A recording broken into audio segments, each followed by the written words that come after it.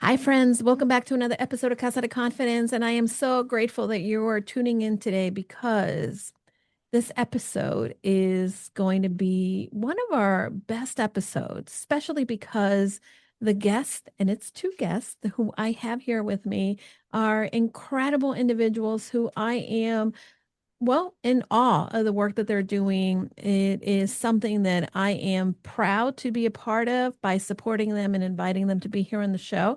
But we're going to talk a little bit about what happened when two women in Hollywood say, nope. We're not wasting another tray of perfectly good food. And this happens a lot, not only in the industry in Hollywood, in the picture, motion picture, TV, etc. But it also happens in restaurants and in communities all around the country, and if not the world.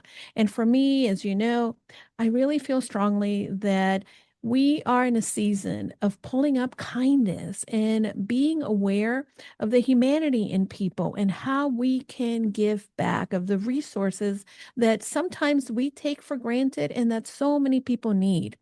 I am speaking with the CNN Everyday Hero nominee, Hillary Cohen, and her powerhouse co founder, Samantha Liu, and the dynamic duo behind Everyday Action, a nonprofit rescuing gourmet meals from film sets and redirecting them to communities in need across Los Angeles.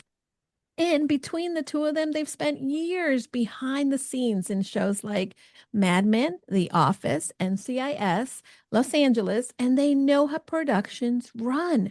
They know how food waste happens. And more importantly, they decided to fix it, which I am a fan of. Let's be action takers. So, since launching their organization in 2020, they have redistributed more than 270,000 meals using stealthy pickups, and a trained team of drivers. So, let's dive into this and get to know them a little better and about their work.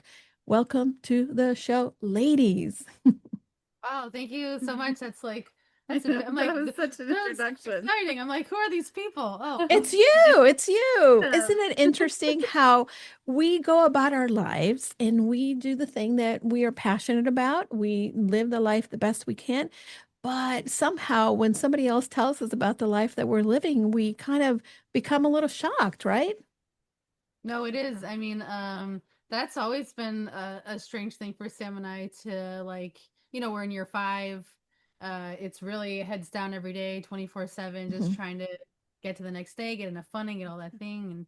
And suddenly you look up and it's 5 years later and we've reallocated over, 2,500,000 pounds of food. And you're just like, how did we get here? And Yeah.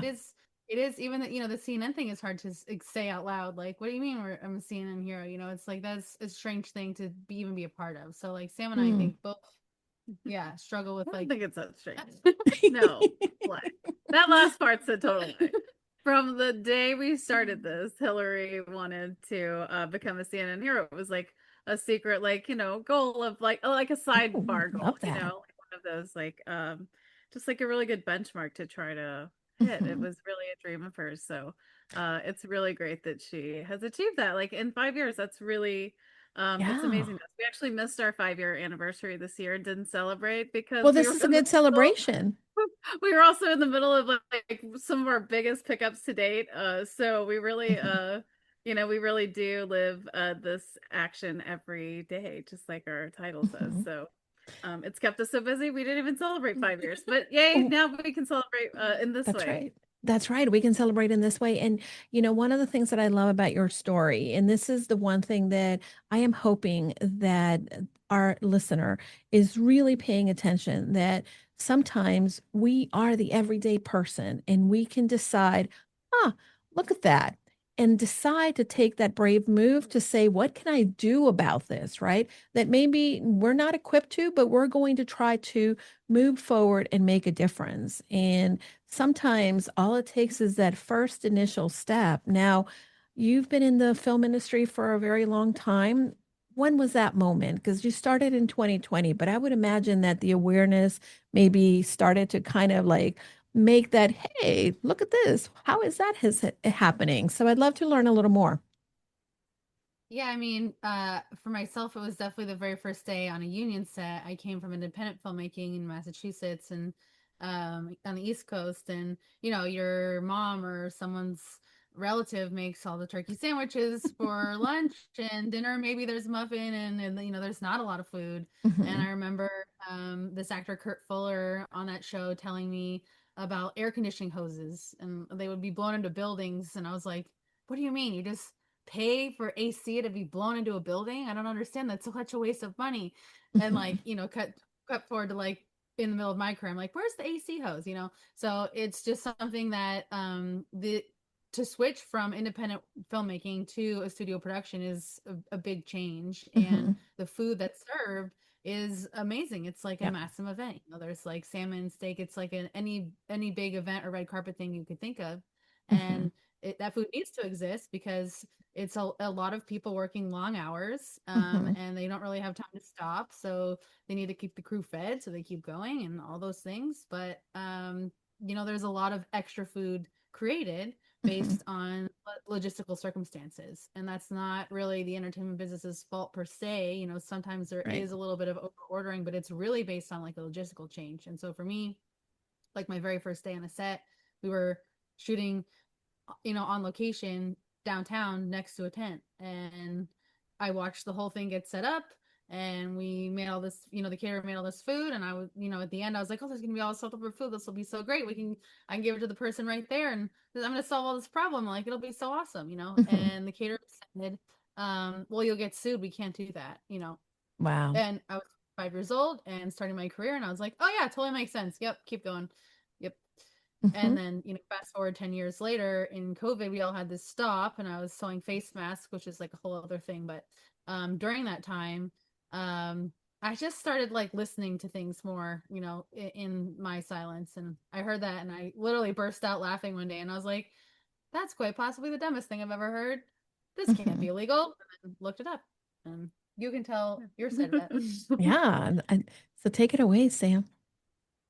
For me personally, I came from, my father was a Vietnamese immigrant, so I come from a very strong like immigrant background of like food is love and how we share our love, right? So my father actually started um, a little soup kitchen in my hometown when I think I was like in middle school or something. And, so for him to instill in me, to always give back and especially to those who need, it was just, it's for me, it was like second nature to step onto my first set in LA that was, an indie set. So not even that big of a movie, and there were over I think 20 pizzas one night and 30 bags of in and out for second meal, and they were just going to throw it away. And I also don't come from money, and I knew that I needed food too, so I Hmm. could save money for rent and take some of that food home. And there was someone who was unhoused living in the parking structure across from my building, and his name is Wilmer. He's a really sweet individual, and I would bring him food, and I would watch people caught on. So he would like share with his neighbors, whoever were also unhoused who didn't have Hmm. food.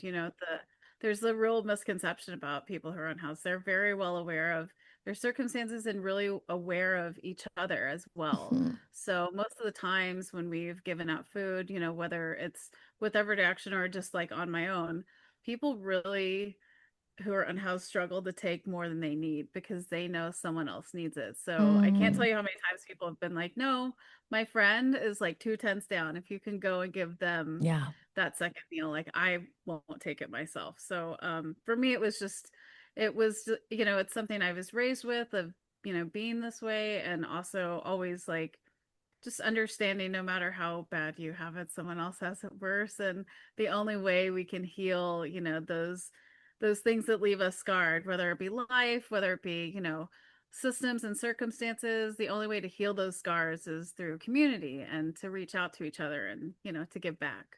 So I love hearing that. And as you were speaking, of course, we are going to make a special appearance by I love it. I was Simba, trying to like who keep it together, and I was he's like, that like, dog is so cute. listen, I told you we're a family here. So he's like, someone is I cooking love dinner. I need to go out there. Yeah, it's But like I gotta get that yeah, food. he's the king. He likes to sit here in the side of me, and this is where he spends his days until there's food for him. Oh. I want to unpack a little bit of what you said because I think that there's a lot of misconceptions, I think, about the unhoused and people who suffer with food insecurity. And one of the things that I see is that honestly, we have to humanize the stories of individuals. And for me, my mom is from El Salvador, and although we were incredibly blessed and had a great home, food at a surplus, I was also made aware that there's people who don't necessarily have as much as what I could have. Fast forward when I started my career as a teacher, I was broke. And the school would have lunches, and I used to be so excited when they said, "Hey, do you want to take this home or the leftovers?" Because that would be a couple meals for me, and it meant that I could save some money and put it towards something fun as opposed to just paying the bills. And I think if someone hasn't been in that circumstance, you don't realize that, hey, that a little bit of that can make a big effort, a big impact in the lives of others. And it doesn't have to be someone who is unhoused or it's in the streets, obviously unhoused. Now, what was the moment and that you decided, right, that you were going to, you saw the need, you understood, but when was that merging of missions and paths that you decided to create this organization? It was really in COVID when we were shut down. You know, Sam and I both were working insane hours, never stopping. I was on NCSLA for 11 years, so I would work like 10 months straight and then have 2 months off, 10 months straight, and Mhm. that was just on the cycle. Um, and I just never really had a stop. And so Mm, in COVID, there was a lot of time. There was a lot of sitting around listening to CNN and getting very angry.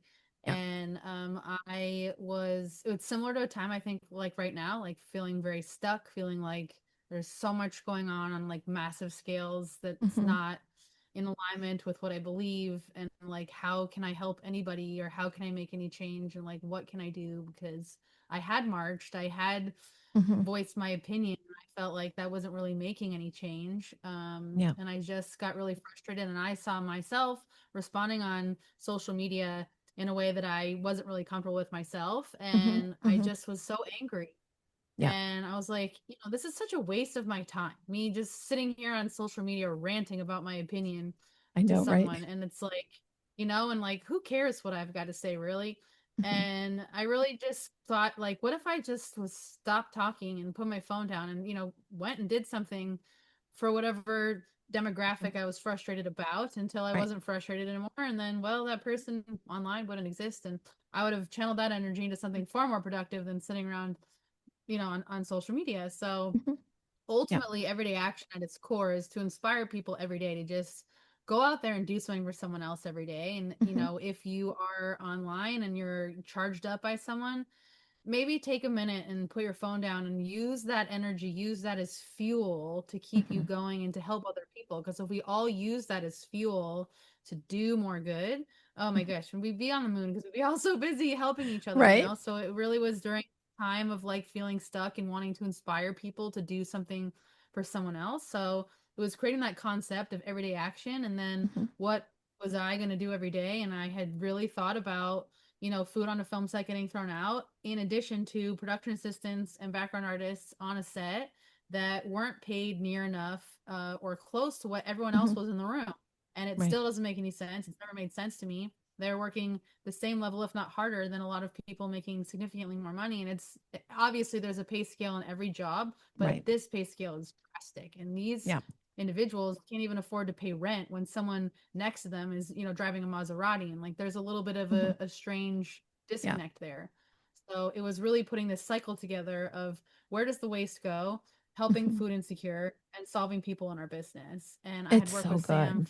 for 4 years. We were really dear friends, and I knew that I needed someone who saw things the same but also completely differently. Like Sam and Hmm. I are very similar in some respects and we are very different. And that is what I really wanted, was someone who like saw people the same way as I did, saw change the same way as I did, but also saw things incredibly differently and brought just like a such different skill set, because it Yeah. needs a yin and a yang. It needs two things working at the same time together.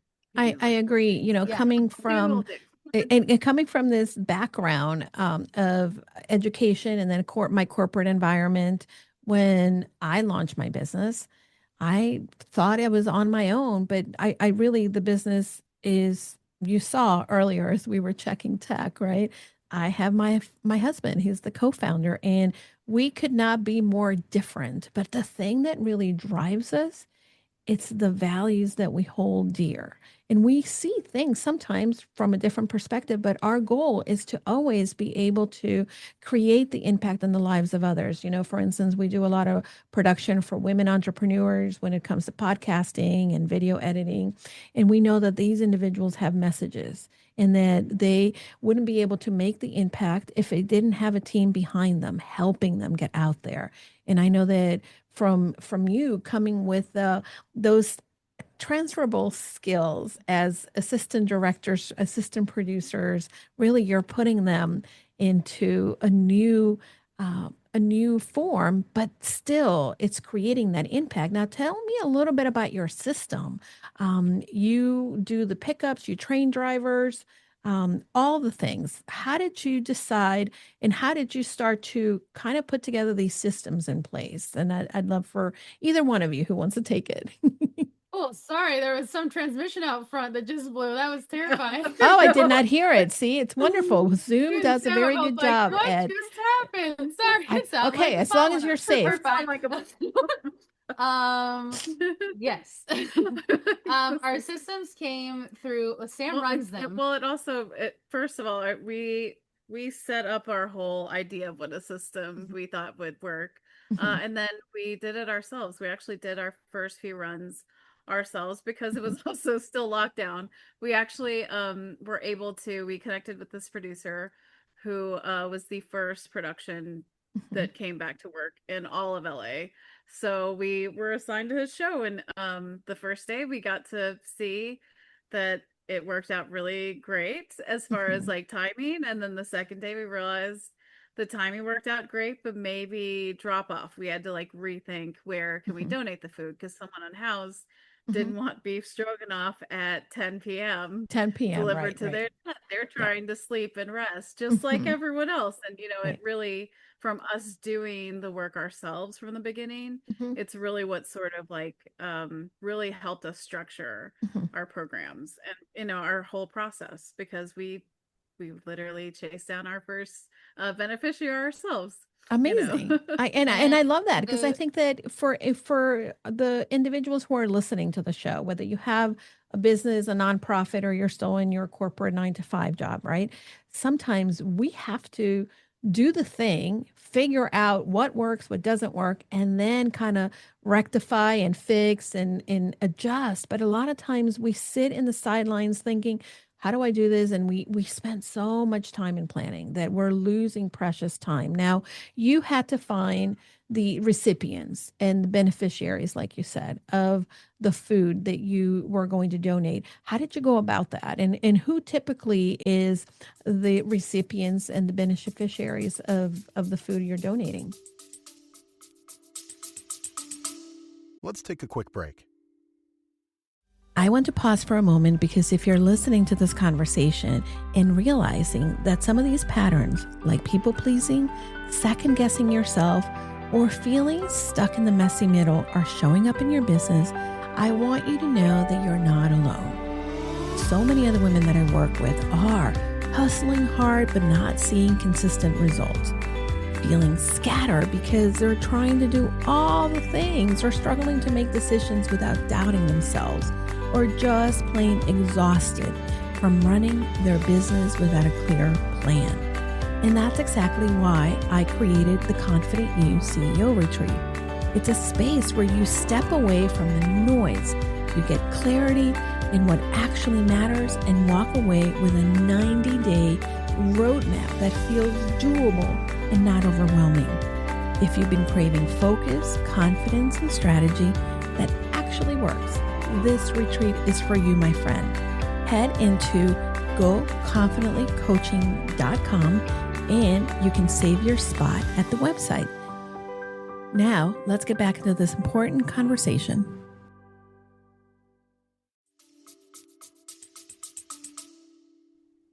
That's something we really did as a team. It's like we knew we needed an expansive map because we follow film production. So that's a 90-mile area of outreach in Los Angeles from Santa Clarita to San Pedro every day.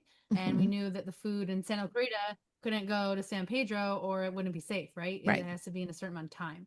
So we called kind of like down that whole map and just found, 5 organizations to begin with. And it grew to 10. Now we have like almost 50 on our map and we are constantly onboarding new beneficiaries all across the city. We just get all their information. And then as we have food available, we deliver to what they need. So we really try to custom listen to what each nonprofit or, situation needs and custom donate to like that specific beneficiary. And then as a team, we really work to visit those places and really engage with the places what we deliver to know really what they need. Yeah. And like just like our driver program, just to get different beneficiaries. It's been us calling, it's been volunteers calling. Our drivers will suggest places. We have some people who write in. We have a lot of facilities now. Most facilities and programs actually reach out to us directly now. But in the beginning, it was just very much how we started, very grassroots, us doing the work, volunteers, our friends and family, anyone we could find. And that is also who powers our driver program. So we have an industry driver program. That is how the food gets moved around. And those folks, we mostly have people who are in the industry who do our paid driver work because they understand how to be on a set. It is a very special skill. Yeah. And it's something that allows us an avenue to give back within our own community directly. Right. And then we also have volunteer drivers who also pick up the food, and all of that training is done by either us or another senior driver. And we just really figured out the process of like taking people through that step is like, it's very something that you can read about it all day. You can even read the detailed email. It has all the info, but once you do it yourself, that's really how, how it works. And, same with how we started, just we put our action into practice. Action into practice. I love that.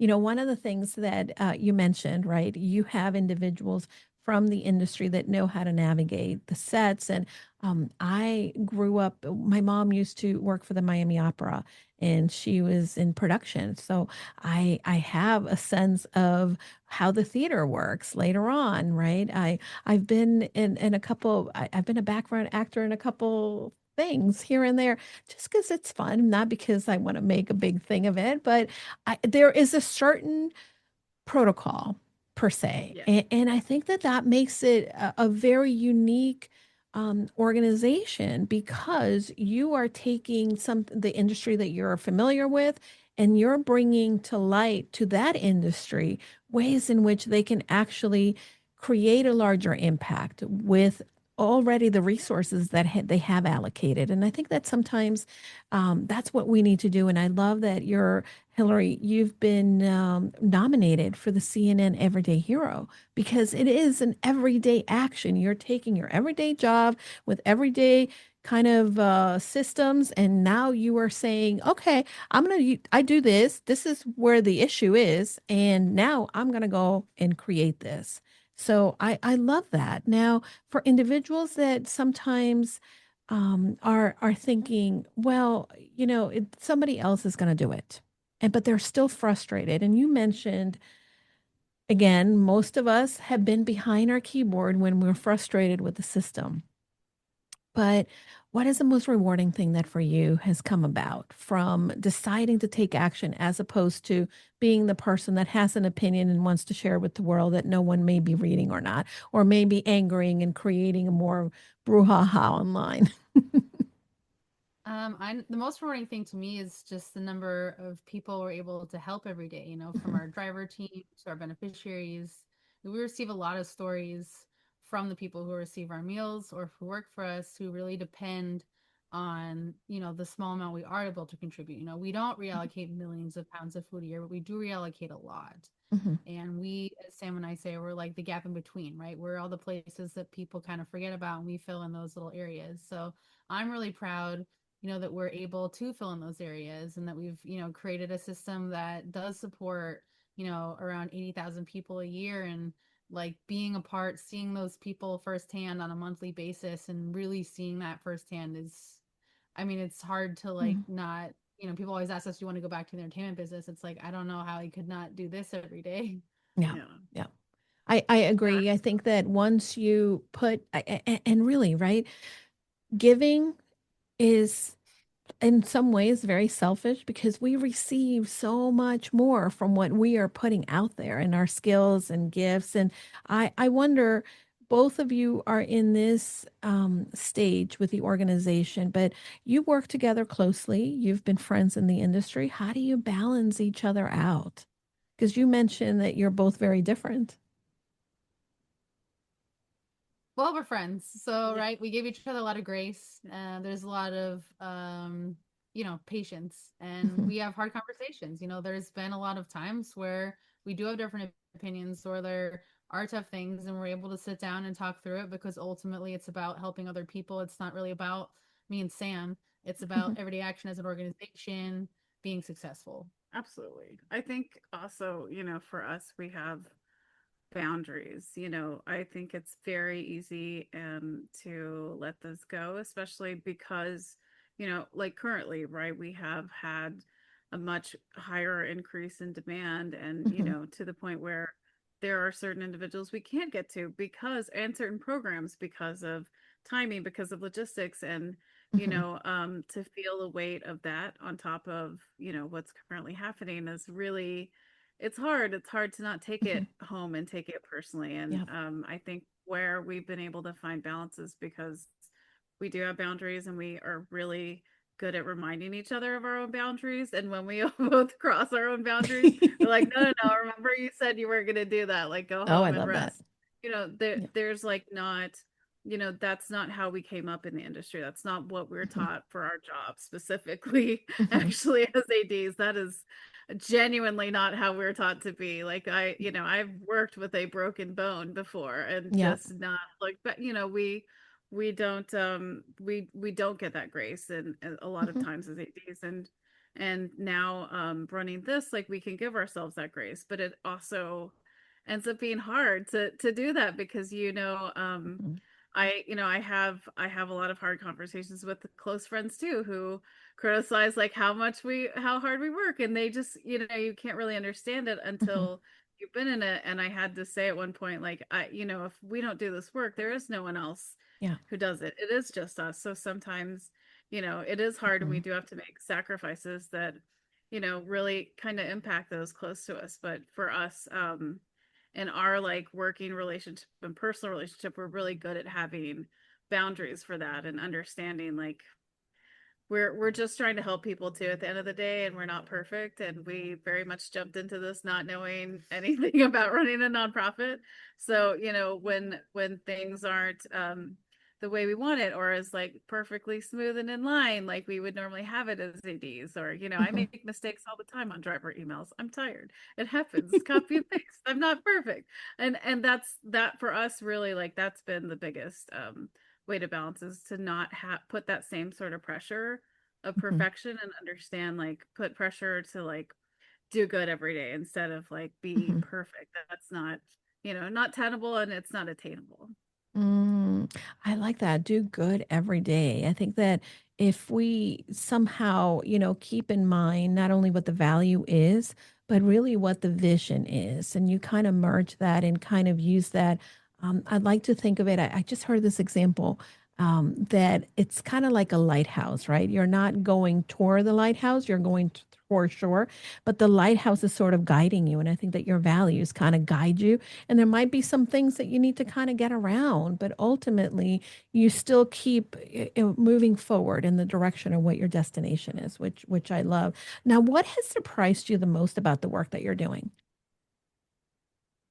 Um, Surprised us. I don't know. I guess it's like how quickly we formed our own community within the nonprofit space. Mhm. It's like Mhm. Sam and I spend a lot of time, it's our own, it's a small company. We spend a lot of time behind a computer screen or in ourselves in a car. And, we have a warehouse space now, the Food Insecurity Shared Hub, but around all the nonprofits that we work with, Mm-hmm. There's really a community in food reallocation. And now we have, other CEOs of all these other nonprofits and, people that run them that are giving us advice. And it's like Mm-hmm. this whole community that I guess didn't know really was out there because we didn't work in the nonprofit space Mm-hmm. before. So I guess it's like this whole community that is now our family that we, I guess kind of lost when we stepped out of the film production business and just instantly found a different, more welcoming one.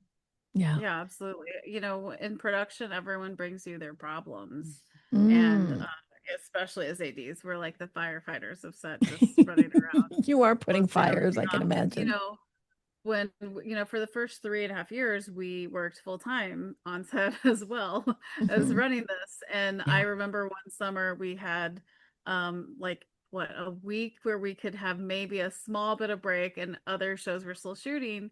And, I was trying to go on a trip and my friend drove and I said, I have like 6 hours to figure out where I'm going to send this food because this show is going to have lunch at 2 a.m. And what do I do with the food at 2 a.m.? Yeah. And so I just started calling other nonprofits in the area that I found. And, Mm-hmm. one nonprofit sent me to 3 more. And then in like 3 calls, my problem was solved. And I Love was that. so not used to people giving me Mm-hmm. solutions instead of just giving me more problems. So it was really for us, to transition into the nonprofit space. That's been the most Mm-hmm. surprising and the most like, pleasing thing. It's really been great to like have like a community really Mm-hmm. quickly. And also, that's what we're trying to inspire, right? Is Yeah. community. So it's been really great to be accepted in the nonprofit food recovery space and across Mm. other nonprofits too. Well, I think that's the one thing, the power of community that people underestimate. And I love that you're talking about that. That's the one thing that really surprised you about the nonprofit. I see that. I volunteer a lot and I'm so grateful. Every organization that I volunteer with, they sort of supplement each other's efforts. And it's all about like, hey, we're having that event. Can you, and you jump in there. And I think that these are really powerful individuals that are really mission driven like you. Now, 270,000 meals is enormous. And what do you think when you think of that number? What is the story that rises to the top for you both? I mean, just the individuals in need, right? It's not really that massive number. Sam Hmm. and I don't get so excited about big numbers as much as other people do. It is impressive, but Hmm. it's just also the days and time that it took. It's like Sam does a lot of food reallocation herself, and it's like Hmm. I think of our team that has physically moved all of those poundage, and like how proud I am that our tiny organization, can reallocate that much food, and that much food was going to waste prior to Sam and I and Everyday Action stepping in. Hmm. And there's a lot of food still wasted, and no one in America should be hungry. It's just a logistical Hmm. problem. So It's it's a really about logistical just problem. putting those logistics together. Hmm. Um, I've been in that place where I've been at the soup kitchens. I certainly right now in these times, there's a lot of individuals who had lost their SNAP benefits and are going hungry. The one thing that I feel that is incredibly important, again, in humanizing and putting a face to the need and not just statistics and a headline. Um, I wonder, how do you protect the dignity of the people who are receiving the food? Absolutely. I mean, I mean, the number one way is we don't need paperwork. I don't need to know anything about, I Mhm. just need to know you're hungry and you need Mm, food. yeah. What I'm really proud of that we're able to cover is such a wide variety of food insecurity, right? So we Mhm. support other organizations that support feeding people who are unhoused, feeding people who are in lower income housing, Mhm. seniors, veterans. We really try to be that sort of like gap filler. Mhm. And we've always told our drivers from the very beginning in our very first handbook we ever wrote, say hello, because Mhm. especially to someone who is unhoused, because think about how many people have walked past this individual today and not Hmm. even acknowledged them as a human who exists, because Right. that is someone's family member Hmm. at the end of the day.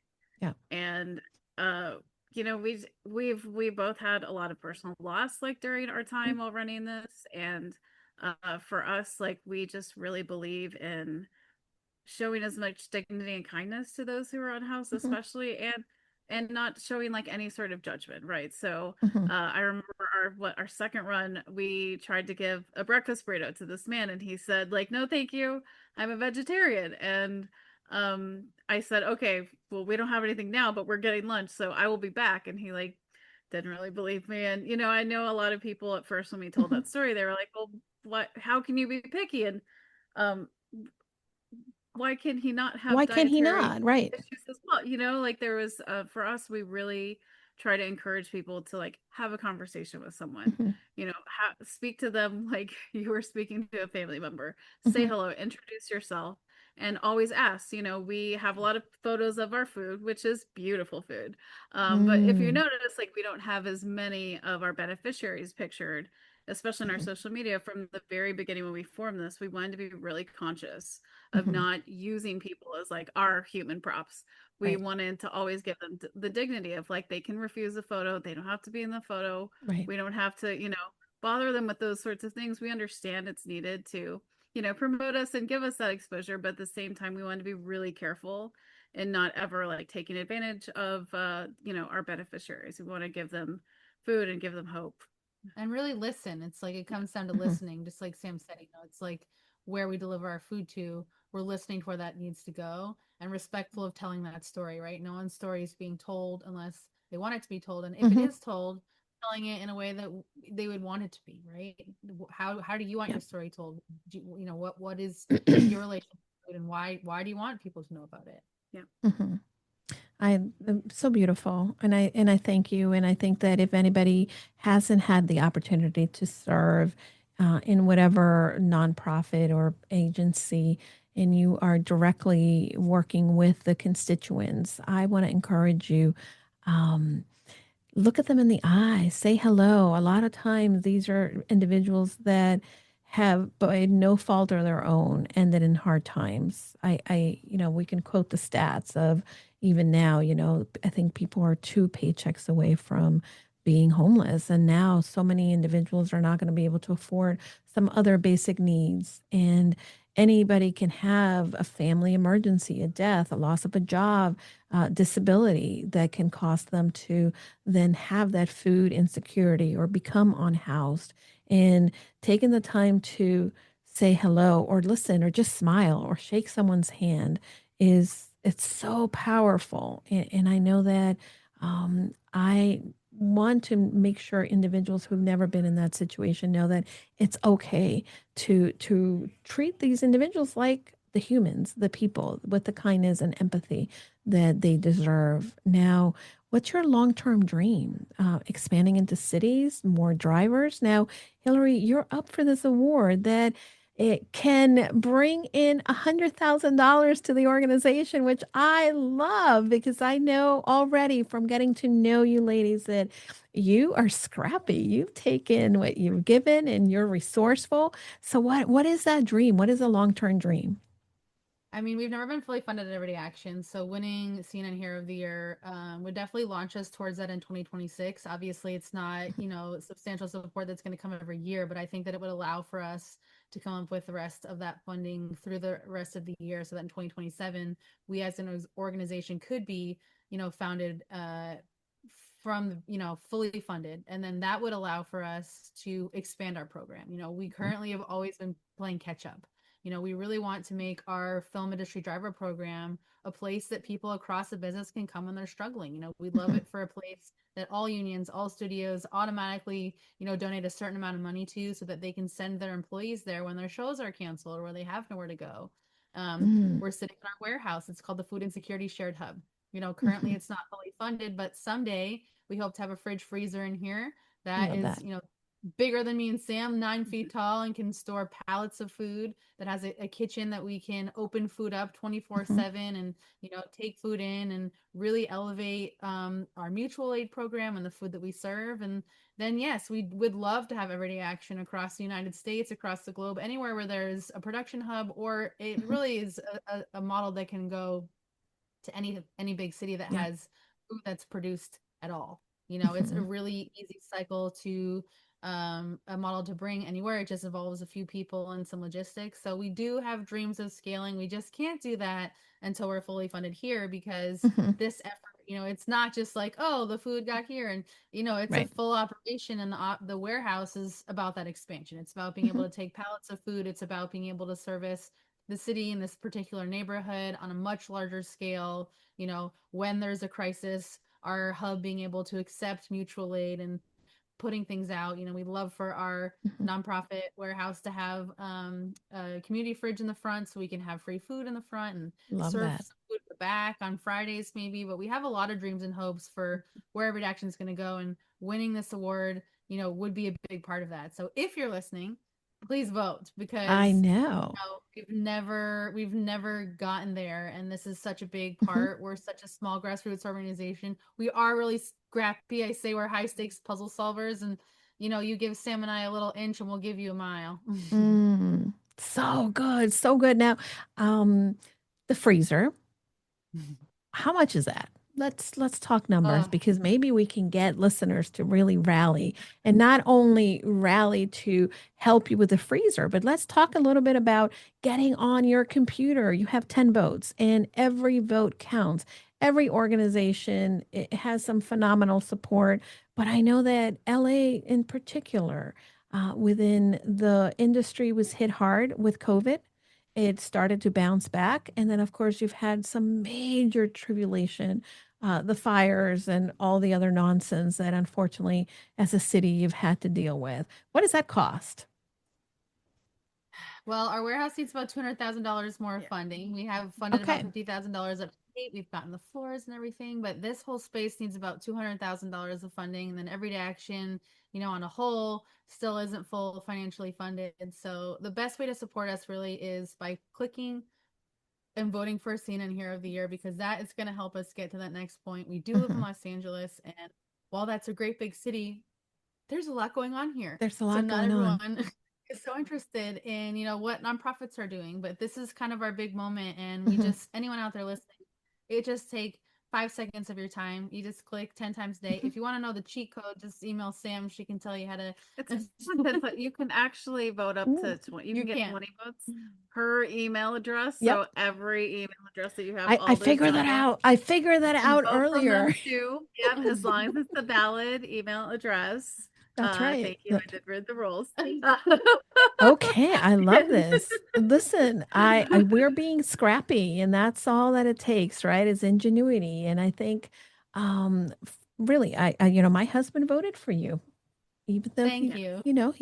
I voted, my assistant voted for you. So we are making it happen. Oh, that Now, cute dog of yours voted too. We better sign him up for yeah, email. Simba has his own email address. That's right, because Yeah, he's the king of the make it house. make it up. Now, everyday listener is here with us. And of course, this is a podcast. And although we are putting this out at the time of the nomination, let's say, nomination is passed, but what can everyday individuals do to help fight food waste in their own insecurity and in food insecurity in their own communities? Absolutely. I mean, myself personally, before I started this, I never took leftovers home from a restaurant. I always passed those out. If ever I passed someone on the street was going to a Starbucks, always give Hmm. that person a coffee. There's very little easy ways you can give back to one person. And I think that some people get overwhelmed thinking like, oh, it's Hmm. just one person. But that's a big deal. That's Yeah. just one person. We're all just one person. Hmm. So, try to put yourself, like Sam said, in those shoes and think about that being someone in your family. And would you want someone just to walk by your family and do nothing? So it's very easy to look around you and see who in your circle could use a little bit of help. And a lot Hmm. of people are struggling with food insecurity that are living in a house, that That's go right. to the same school as your child, that are at work with you in the office. Hmm. And Just takes a little bit of noticing, maybe your coworker, every time everyone has lunch, they're never eating lunch, and Hmm. maybe off, find out why. Yeah. I think that that is such excellent advice. I mean, it's not my favorite place to be sometimes, but I joined the Facebook group for my town.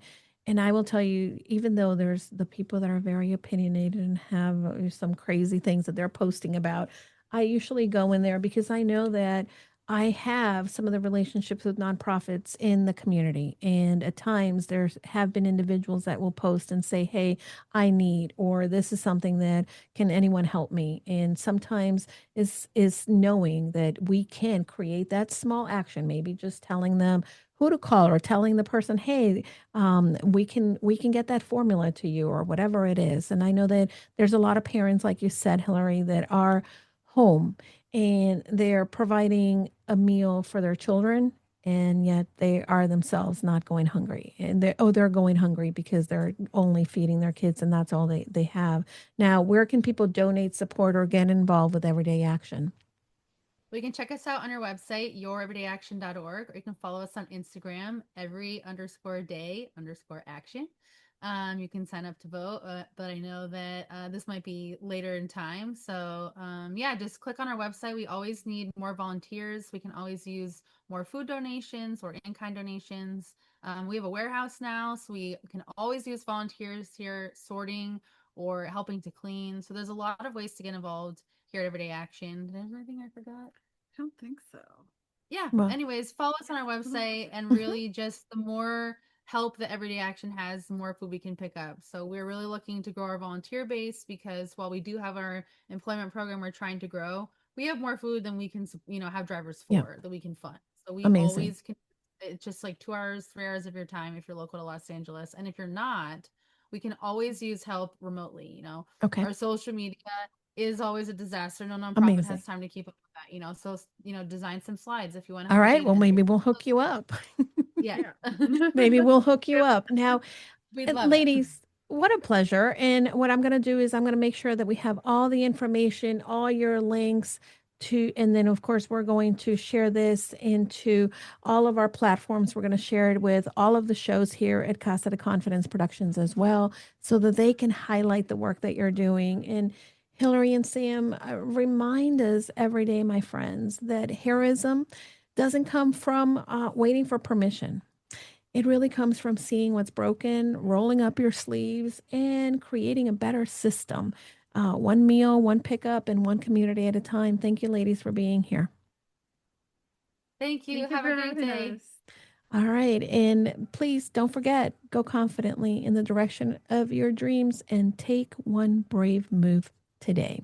Until next time. Hi, everybody. I know that sometimes we get very lonely in this entrepreneur journey, and I want to invite you to join us into our limited time only Purposeful You Mastermind. For many of us entrepreneurs, we believe that we can do it all, but the reality is that doing it alone only creates a lot of overwhelm. So join us at the Purposeful You Mastermind. You can find out more information by going to bit.ly/Julie's Mastermind. This is going to be the place where you are able to then unlock your full potential and achieve long-term success for your business. Push you behind your current limits, expand your connections, discover new ideas, and implement them with confidence. You're going to get the support in all aspects and transforming you to the six-figure business you've been looking for. Pause and get off the hamster wheel if you've been spinning around. This is a time where you can get that support from like-minded entrepreneurs that are here to join you in your journey. Together, we can challenge the assumptions and land the speaking engagements and opportunities we want to grow our business and make an impact in the lives of people. See you then. Remember, you can find the mastermind at bit.ly, Julie's Mastermind.